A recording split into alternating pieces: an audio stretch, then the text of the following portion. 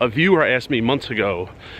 I don't think these were related. I think just two separate like thoughts the viewer had that he or she wanted me to make a video of. So I'll put them in the same video because I don't think either explanation will be that long. One, how I keep track of everything throughout the day, poker-wise, and also how I deal with boredom at the table. So first, let me take you to a different time and place where I will show you, I'll give you a demo on my phone of how I keep track of everything at the table. It'll be way easier indoors at my desk. So let's go to my desk.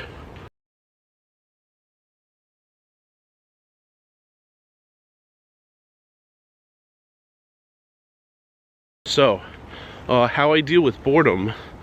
The poker takes care of the boredom for me. So in places like Horseshoe Baltimore, Harris Atlantic City, Council Bluffs, like you don't really need to do much. Just the poker, besides the cards, the hands being entertaining. Like even if you're card dead, it's like fun. It's like you're watching poker on TV where they edit it for huge hands because there's like only huge hands. Not only, but there are a lot of huge hands.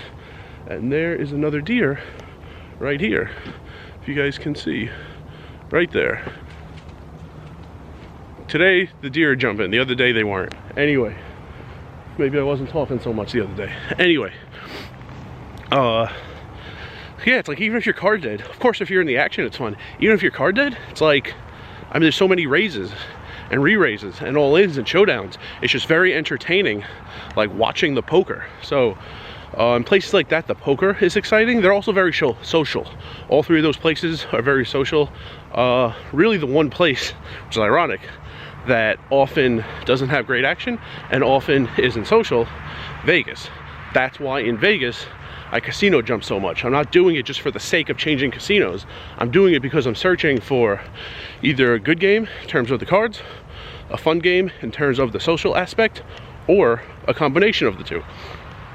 So, fun, social, there's like four. They could be both, it could be neither, it could be one or the other, it could be the other one and not the other. So, fun and social, of course, that's awesome if you find that. That's great. Not social, I meant good action and social, that's what I meant. Both, of course, is a great game, you want to stay all night. Good action but not social is just very rare. I can think of one time in my life, it was this year at Bellagio, where there were almost no words said all night, but it was a very good table. A lot of showdowns, a lot of all-ins, a lot of people losing hands with like very mediocre holdings, and just no one was saying a word. It's incredibly rare, but I played that table as long as it lasted. Even though there were no conversations, the fact that the hands were very entertaining and there was a lot of money to make was like preventing me from being bored. I've played in a lot of tables where it's social, but there's not actually a ton of action. A lot of people who like chatting, but not many hands going to showdown, like very few all-ins, maybe like zero. And for one, time passes quickly because there are conversations going on, and it's not like there are no hands. I mean, that's an okay table. It's not ideal, but if you're like having like two conversations going for 5 hours and there were like two opportunities to take like $100 or $150 off a guy, I mean, it's more worth it than not playing. And it's not even guaranteed that you're going to switch casinos in Vegas and find a better table than that. So even though the money isn't huge and there's not like tons of mistakes being made in the hands all night, people are pretty conservative, it's playing pretty small, it's fun at least.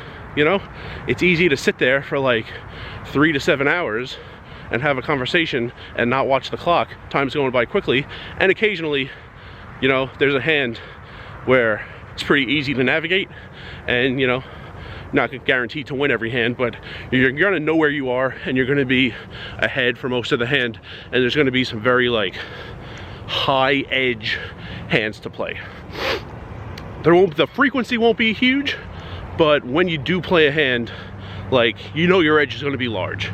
It's not like a 50-50 spot. Like, you know what's going on and you're going to win a lot of the time. So if it's social but not great in terms of the cards, that's still a pretty solid table.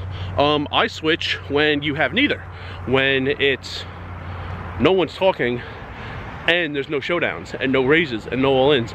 that's when I change. I can't sit there. I've tried. I'm like, I get to a place sometimes and I'm like, no matter what, I'll give this room an hour. And if it's terrible, I'll move on. And there are times I can't even make it 20 minutes, it's so bad. That's why I change. I don't change just for the fun of it. I understand, like, it's not really wasted, but time is spent changing casinos. Like, I don't just get from Mandalay to Bellagio by magic. Like, I have to spend the time to get there.